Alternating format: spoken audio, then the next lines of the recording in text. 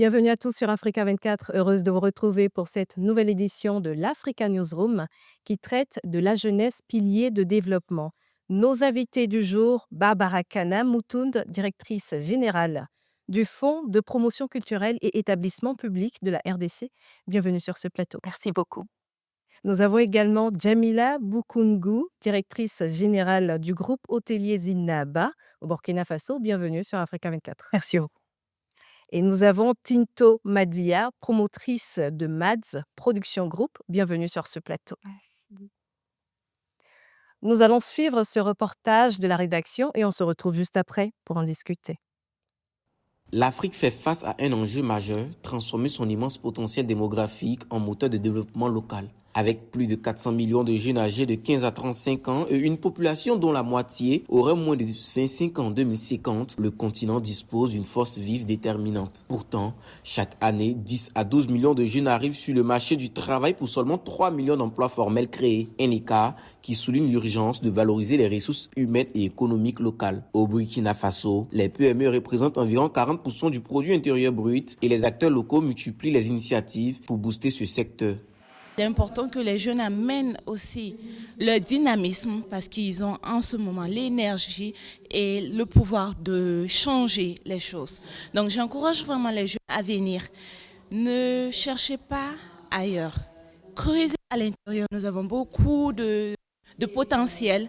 Venez développer et surtout n'hésitez pas à vous faire former. La promotion du contenu local, les PME jouent un rôle crucial. Elles représentent 95% des entreprises africaines et génèrent près de 80% des emplois du continent.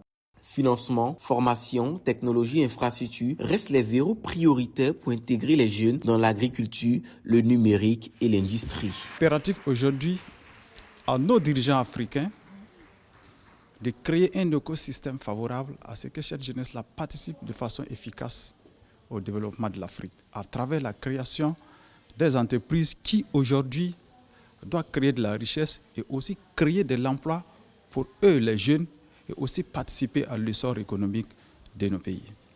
L'intégration prioritaire des jeunes dans les filières locales, notamment agricoles, numériques et industrielles, pourrait transformer ce dividende démographique en prospérité durable, passe par des politiques ciblées, faisant des PME des moteurs d'industrialisation et d'innovation. C'était le reportage de la rédaction justement sur la promotion des activités menées par les jeunes, des PME également. Barbara Kanam, je me tourne vers vous. Quels sont aujourd'hui les principaux défis auxquels font face les jeunes? Je voudrais d'abord souligner que la majorité de la population africaine est jeune et que, au travers de ces jeunes, il y a beaucoup de femmes. Donc beaucoup de jeunes filles qui deviendront des femmes qui vont bâtir l'Afrique de demain, le monde de demain. Donc ils ont besoin d'encadrement dans tous les secteurs et notamment dans la culture, puisque moi je suis culturelle. Et donc aujourd'hui, je suis à la tête d'une institution publique. Justement, j'ai compris que le secteur culturel était un secteur qui n'était pas structuré. On a un manque de financement, un manque de soutien, un manque d'accompagnement et très souvent nos artistes, surtout en Afrique et notamment les jeunes filles, se trouvent complètement désemparés quand ils choisissent de faire, un métier qui est plutôt, un métier informel. Donc moi, je pense qu'il est important aujourd'hui de pouvoir former toutes ces ASBL, tous ces artistes en économie culturelle.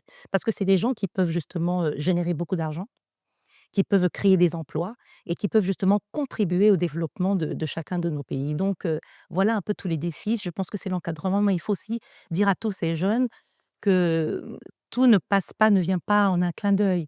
La réussite, c'est pas un point d'arrivée, c'est un processus. C'est tout un chemin qu'il faut pouvoir continuer. Donc il faut de la persévérance, de la détermination, de la formation et surtout croire en soi et oser. Jamila, je me tourne vers vous, vous qui êtes directrice générale du groupe hôtelier Zinaba. Pour vous, quels sont ces défis auxquels font face les jeunes Africains? Alors, pour moi aujourd'hui, l'un des plus gros défis en fait auxquels font face ces jeunes auxquels nous faisons face, c'est vraiment je dirais que c'est l'âge. Je dirais aussi que c'est le manque du coup d'accompagnement, le manque de confiance aussi. Parce que bon, Très souvent la jeunesse est vue comme immature, comme inconsciente. Donc c'est vrai que quand on arrive avec de nouvelles idées, avec un éveil de la conscience, il est dur de s'imposer, mais il faut arriver à passer ce cap-là, il faut s'imposer, il faut arriver à défendre sa façon de voir les choses, ses valeurs, sa vision et arriver réellement à poser ces arguments-là et je pense qu'à partir de ce moment-là, il y a pas vraiment de il y a pas vraiment de difficulté à ce qu'on se fasse accompagner. Parce que nous aujourd'hui, au Burkina Faso, on a un accompagnement qui est là. On a, un gouvernement qui accompagne la jeunesse donc pour moi, c'est ça, en fait, le plus gros défi. Madia, de votre point de vue, justement, quels sont ces défis que vous relevez? Moi, déjà, je trouve que évoluant dans le domaine de l'événementiel, en tant que femme et en tant que jeune, c'est hyper difficile car au Burkina, malgré le fait qu'il y ait l'accompagnement actuellement du gouvernement, la recherche de sponsors, même ayant un projet novateur, c'est hyper compliqué. Et la plupart des événements qui arrivent à avoir de gros sponsors, c'est généralement les événements qui sont beaucoup dans l'amusement. C'est généralement les événements qui sont beaucoup seulement dans les festivités. Mais il plaisait de voir que actuellement nous avons des initiatives qui encouragent les événements qui prônent tout ce qui est leadership, ce qui est développement électronique, tout ce qui est avènement en fait du digital, des métiers locaux, l'agriculture et on attend de voir la suite, mais pour le moment, c'est sur la bonne voie. Je vous retourne également la même question. Comment encourager justement l'entrepreneuriat jeune sur le continent? Moi, je pense que pour accompagner l'entrepreneuriat des jeunes sur ce continent-là, il faut déjà, moi, je trouve que à l'école, on ne nous enseigne pas forcément des valeurs entrepreneuriales. On nous limite beaucoup. On nous limite beaucoup et je pense que j'ai généralement dit, dans le système burkinabé, j'ai fait le système classique, pas la technique, on nous apprend tout, mais on nous apprend rien à la fois. On traverse toutes les matières et tout, mais tu sors avec ton bac, parce qu'on parle des jeunes, tu peux rien faire, clairement. Tu as vu tout, mais tu peux rien entreprendre. Tu es obligé derrière de te former, de faire des recherches de toi-même.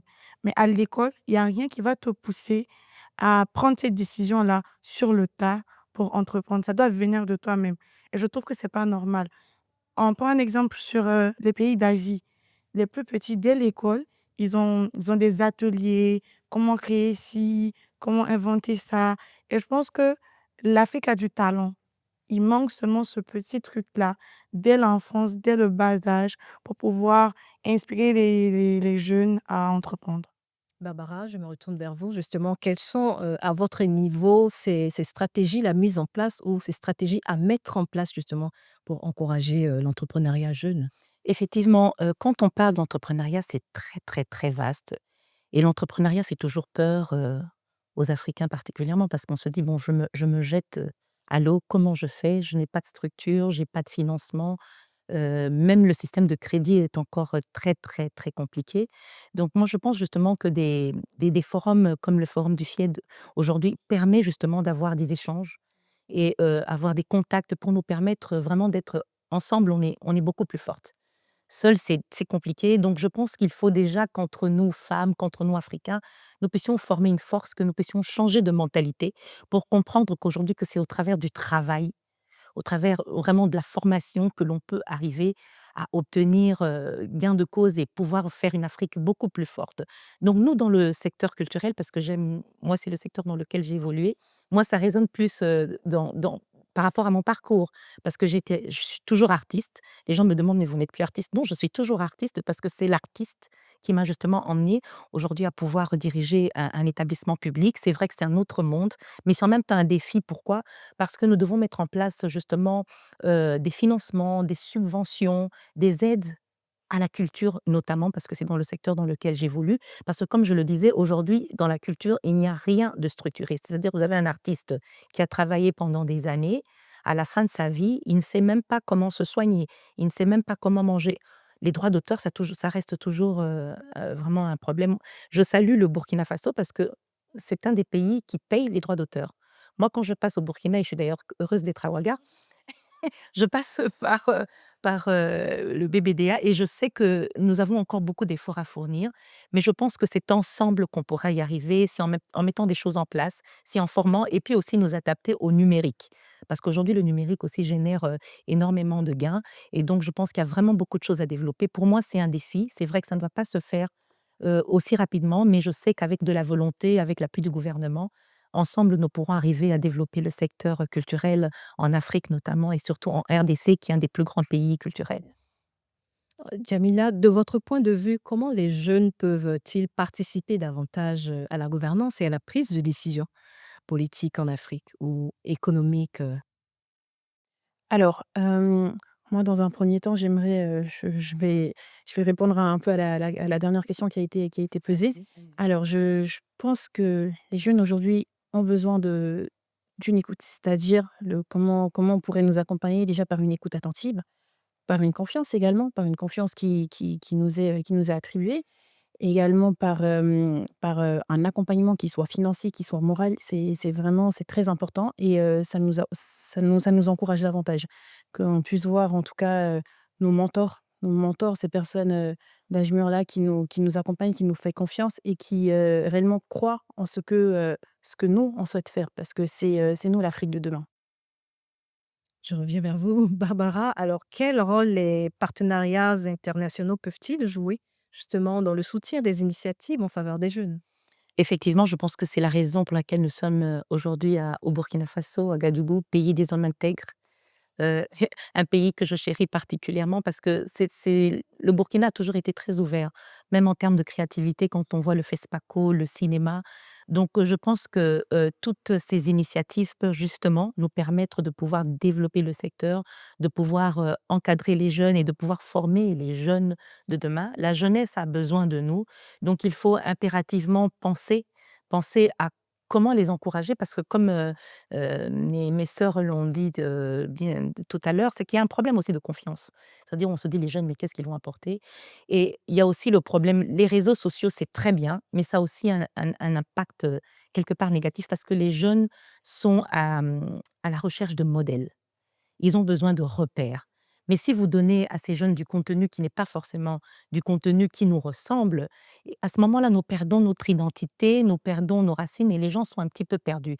Donc je pense qu'il est important aujourd'hui que l'on puisse ramener les gens à leurs racines, à leur identité, à comprendre qui ils sont, à avoir cette fierté d'être ce que nous sommes, des femmes, des hommes, des Africains, et qu'est-ce que nous apportons au monde parce que nous avons une contribution à apporter de toutes les manières.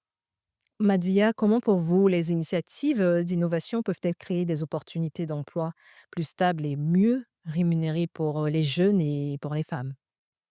Donc déjà, moi, je pense que au vu c'est déjà, je vais rejoindre, ce que Jamila a dit tout à l'heure. Il faut qu'on écoute la jeunesse. Il faut qu'on les écoute parce que on ne peut pas dire qu'on va créer des initiatives pour que les gens travaillent, qu'ils soient à l'aise dans leur poste, si ils ont l'impression d'être oppressés dans ce travail-là ou de faire quelque chose qui les limite. Donc, pour moi, c'est d'écouter la jeunesse. Un exemple encore en suivant, l'exemple qu'elle a le FIED nous a permis de nous exprimer, de discuter. Il y a eu des formations, il y a eu des panels. C'est durant ces moments-là qu'on doit retenir ce que la jeunesse demande, retenir ce que les gens ont dit et à partir de là, créer, créer de nouvelles choses. Moi, je rejoins un peu ce qu'elle dit côté culturel. Je suis beaucoup ancrée dans la culture. Mon événement principal met chaque année en faveur, en avant-leur, l'Afrique. La dernière édition, c'était Afrique Aura. C'était de montrer que l'Afrique peut être contemporaine, l'Afrique a sa tradition qui est hyper intéressante et aussi que l'Afrique, côté gastronomie, a une street food. Parce que dans toutes les interviews, dans tout ce que je vois, on parle de street food. Ah oui, c'est en Chine, c'est en Europe, mais l'Afrique en a plein. Et c'est ces petites initiatives-là, je trouve, qui permettent de donner des idées à la jeunesse pour développer d'autres activités, ou même donner des idées aux activités déjà là pour développer d'autres choses. Merci mesdames, nous allons marquer une courte pause avant d'entamer la deuxième partie de notre émission sur la promotion du contenu local juste après la pub.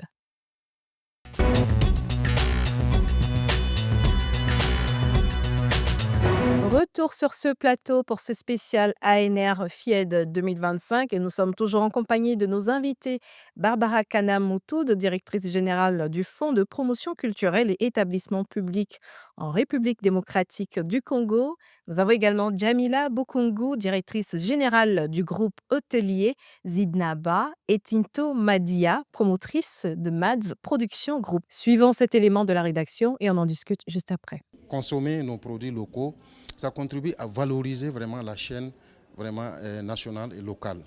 Et nous sommes aussi, en ce moment, on peut se rassurer quand même de ce que nous consommons. Parce que depuis la production jusqu'à la consommation, nous pouvons dire que c'est maîtrisé. Nous sommes africains. Et consommer africain, c'est la meilleure des choses. Nous avons de la richesse. Nous avons vraiment des produits locaux qui sont vraiment intéressants et bons pour la santé. Nous traitons dans cette deuxième partie de la promotion du contenu local. Barbara, je me tourne vers vous justement. Comment, selon vous, quelles sont aujourd'hui ces stratégies-là qu'on pourrait mettre en place pour tirer davantage de profit au niveau du contenu local, dans le cadre de la promotion du contenu local? Je parlais justement d'identité, de fierté. Et moi, je pense qu'avant de promouvoir le contenu local, il faut que celui qui fait partie de ce contenu déjà réalise ce qu'il représente, ce qu'il est, d'où il vient. On a toujours été fier de ses racines. Et moi, j'ai toujours été très heureuse de voir des Burkinabés chanter mes chansons dans ma langue maternelle. Teti mbwelele panoumane. Je chante en bemba. C'est pas que les Burkinabés, hein, toute l'Afrique. Toute l'Afrique, et ça fait plaisir. Parce que justement, le local, les racines, c'est ça qui vous accompagne. Moi, je dis toujours que le talent, c'est la graine. Après, c'est la détermination, la persévérance, la vision qui devient l'eau qui va pouvoir faire éclore. Donc, justement, les stratégies mises en place. Je parlais de l'établissement public que je dirige, dont je suis très fière, justement. C'est le Fonds de promotion culturelle. C'est un défi énorme parce que euh, le nerf de la guerre, on sait que c'est l'argent. Et qu'en Afrique, c'est les moyens qui manquent. Je pense que la majorité des jeunes disent toujours: on n'a pas de moyens, comment on fait? Et c'est à ça qu'on réfléchit. Qu'est-ce qu'on met en place justement pour créer des connexions? Et je pense que justement le FIED sert de connexion, de partenariat, comme vous me demandiez. C'est ces passerelles qui vont permettre justement de développer le contenu local. Nous, effectivement, nous sommes d'abord, l'accent est porté sur les culturels de la RDC, mais nous voulons demain pouvoir faire des passerelles avec la Côte d'Ivoire, avec le Sénégal, avec le Burkina, avec tous ces pays africains pour justement faire une force. Parce que le contenu local, c'est ça qui vend le pays. Moi, je suis toujours un petit peu outrée de voir que beaucoup de chaînes qui sont portées sur l'Afrique programment en fait, donnent, donnent des programmes, publient des programmes qui n'ont rien à voir avec notre vie. Je parlais des modèles. L'Africain, quand il voit un Américain ou un Indien, bon, c'est pas que je ne voudrais pas qu'on soit ouvert aux autres, mais quels sont les modèles? Ils se réfèrent à qui? Nous devons justement promouvoir les nôtres dans nos différents secteurs, d'abord les locaux, pour que à ce moment-là, nous puissions pouvoir toucher l'extérieur. Mais je suis toujours très, très heureuse de voir que la culture, les artistes congolais, de la République démocratique du Congo vendent la RDC partout au monde. Et c'est aussi ça la force de la culture. Donc voilà. Jamila, je me retourne vers vous justement. La promotion du contenu local reste un élément important pour le développement du pays, d'un pays. Exactement. Et à votre niveau, qu'est-ce qui est fait? Quelles sont ces stratégies-là, par exemple, que vous mettrez en place pour promouvoir le contenu local? Alors moi, aujourd'hui, en tant que, directrice générale donc, d'un groupe hôtelier, un groupe hôtelier qui est un groupe, panafricain qui a été, c'est un projet qui a été porté par un enfant du pays, qui aujourd'hui est encore soutenu par des enfants du pays. Le nom même du groupe hôtelier est en langue locale, c'est en moré. C'est en moré, ça veut dire, le roi de la sauce et c'est pour, rendre hommage donc au père du promoteur qu'on a nommé ainsi le groupe et aujourd'hui le groupe donc compte, 6 hôtels qui sont donc, au Burkina Faso et au Togo. En ce moment, c'est ce qu'on a en ce moment avec une volonté donc, d'expansion à travers l'Afrique.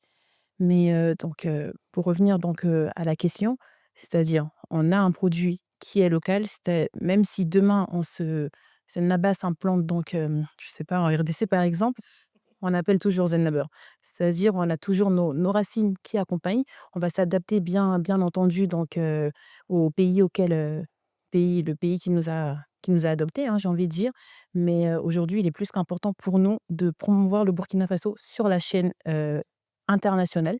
Sur la chaîne internationale, de pouvoir en fait porter haut les couleurs du Burkina Faso et surtout en fait de pouvoir emmener, pouvoir placer également le Burkina Faso sur la scène internationale en matière d'hôtellerie. Parce qu'aujourd'hui, c'est vrai qu'on n'y est pas, mais en tout cas, on travaille à le faire. Moi, aujourd'hui, je travaille avec pas mal d'expatriés, mais la majeure partie, oui, la majeure partie est burkinabé, parce qu'il est plus qu'important pour nous de participer à la relance économique du Burkina Faso, et ça passe aussi par l'hôtellerie, parce qu'on contribue, il y a des centaines et des centaines de personnes qui sont employées, qui ont des familles, qui comptent sur nous, en tout cas, pour les accompagner, pour nourrir leur famille. Et nous également, on leur fait confiance, on travaille avec eux et même, par rapport aux prestataires. Toutes les prestataires avec qui nous travaillons sont des burkinabés. Dans nos hôtels, nous installons donc je sais pas, que ce soit des œuvres d'art, mais en tout cas, on travaille en tout cas à ce que le produit burkinabé soit mis en avant. Soit mis en avant comme on le fait avec le nom du groupe, quoi, j'ai envie de dire. Donc pour nous, c'est plus qu'important. C'est primordial, c'est indispensable pour nous de promouvoir le Burkina Faso sur la chaîne internationale. Merci pour ces précisions. Madia, justement, qu'est-ce qui est fait à votre niveau pour promouvoir le contenu local? D'accord, déjà, Mass Production Group a plusieurs volets, dont notre restaurant, le Baomi. Un accompagnement à l'initiative présidentielle qui est à partir de 2026, ne plus importer de meubles. Tous les meubles du restaurant étaient faits par des artisans locaux. Tous les meubles du restaurant et même la plaquette du menu est faite en bois. La plaquette du menu est faite en bois. Et le Baomi, c'est un restaurant afro-contemporain. Donc, on a plusieurs recettes qui allient le terroir à des éléments occidentaux. On va retrouver quoi en exemple? J'ai un plat chez moi, c'est les tagliatelles saumon sombala. C'est une fusion et je trouve que c'est l'un de mes best-sellers au restaurant particulièrement parce que c'est les gens qui aiment, ils aiment les produits du terroir. Ils aiment aussi le luxe de l'Occident. Que c'est une très belle manière, je trouve, de montrer qu'avec nos produits, on peut faire de belles choses. Ou même avec mes événements, comme je disais, le buffet, chaque année, parle de l'Afrique. Cette année, c'était Africora. L'an dernier, c'était 13 pays d'Afrique qu'on a mis à l'honneur, en passant par l'Afrique centrale, l'Afrique du Nord, l'Afrique de l'Est, l'Afrique de l'Ouest. On avait plus de 23 différents plats. Minimum un plat par pays pour montrer en fait cette diversité culturelle-là et montrer que certes on est burkinabé, mais on est aussi africain. Et c'est normal de découvrir la gastronomie, l'histoire, la culture en général, les danses, les chants des autres pays parce que ça reste un événement. Il n'y a pas que la nourriture, il y a certaines activités qui sont proposées. Et à travers tous ces petits trucs, je trouve qu'on peut montrer la diversité de l'Afrique, montrer la force aussi de l'Afrique et qu'on n'a pas besoin de grand-chose pour faire briller l'Afrique. Barbara, comment les entreprises locales peuvent-elles être soutenues pour devenir plus compétitives et répondre aux exigences de contenu local? Je pense que le gouvernement, nos gouvernements doivent vraiment prendre conscience aujourd'hui que c'est au travers de l'entrepreneuriat, c'est au travers de tous ces petits commerces, toutes ces personnes que l'économie et le développement va véritablement se faire sentir. Parce qu'aujourd'hui, c'est toutes ces PME justement qui font la force, de nos divers pays. On ne peut pas, on a plusieurs personnes qui sont dans des coins éloignés, donc il faut pouvoir, donner, l'accès, justement à des crédits, à des financements pour que ces personnes puissent développer leurs petites entreprises, puissent développer, leurs projets, leurs visions. Il y a tellement de talents, l'Afrique regorge de talents dans différents secteurs. Donc, si nous avons des politiques, pour penser, allez, dans 5 ans, il faut se projeter dans l'avenir. Je pense qu'il faut penser au présent, il faut penser aussi l'avenir et l'avenir passe par la jeunesse. Donc il est important de mettre, en place tous ces financements, des méthodes d'accompagnement, des nouvelles réformes aussi et moi je dis toujours que tout passe par la mentalité. Quand on va comprendre que les femmes ont une place, que chacun d'entre nous a un rôle à jouer et qu'on a besoin d'encadrement, il faudrait qu'il y ait moins de discrimination aussi, il faut qu'on en parle Il faudrait qu'il y ait moins d'harcèlement, qu'il y ait moins de mépris par rapport à tous ces petits métiers. Il faut de la formation. Comme le disaient aussi mes sœurs avant, je pense qu'on pense qu'il faut absolument faire de grandes études, mais ce ne sont pas que les grandes études qui font qu'on puisse aujourd'hui pouvoir accéder à un métier. Je pense que la formation est importante et même dans ces petits métiers, il faut exceller. Il faut être le meilleur dans ce qu'on choisit de faire, dans ce qu'on aime. Il faut d'abord faire ce qu'on aime. Ça commence par un rêve, après c'est une passion et ce passion devient une mission. Une autre question pour vous. Les gouvernements ont leur rôle à jouer. Quel est le rôle du consommateur, effectivement, dans la promotion du contenu local? Bon, je pense que le consommateur, lui, déjà, de par, il s'appelle consommateur, donc c'est ce qu'on lui offre qu'il consomme. Donc lui, si vous lui donnez, vous lui montrez, je parle d'Africa 24, c'est ce que vous donnez que nous allons forcément suivre.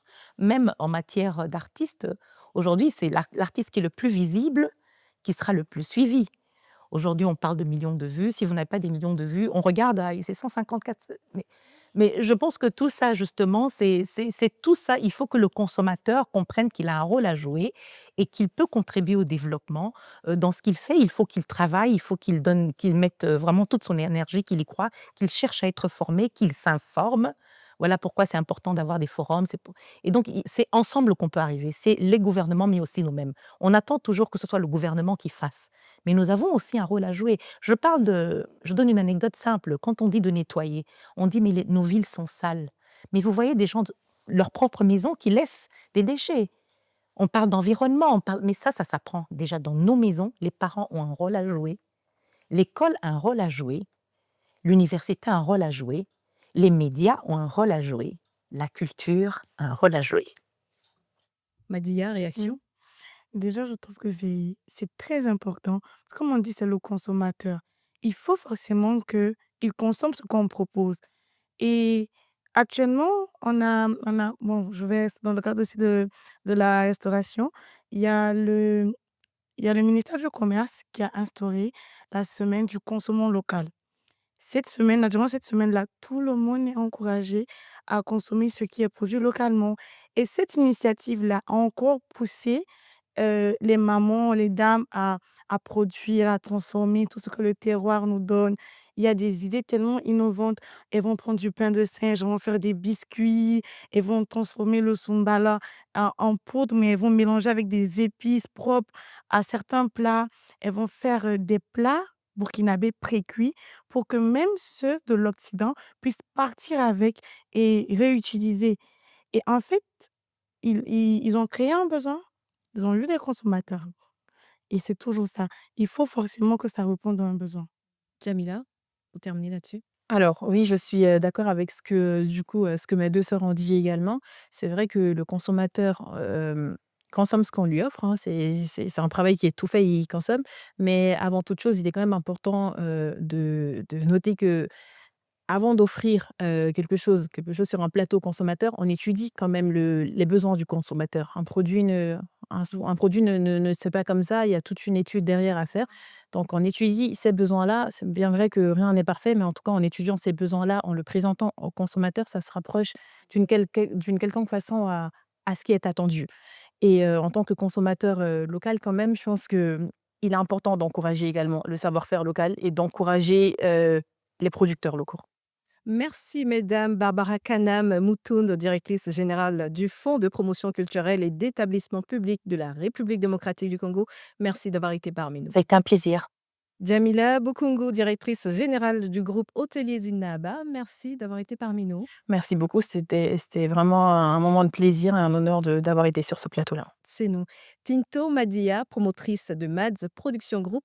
Merci d'avoir été parmi nous. C'est normal, merci à vous de nous avoir reçus. C'est nous. Merci à toutes et à tous. Nous sommes à la fin de cette émission. Retrouvez l'intégralité de ce programme sur MyAfrica 24. L'information continue sur Africa 24.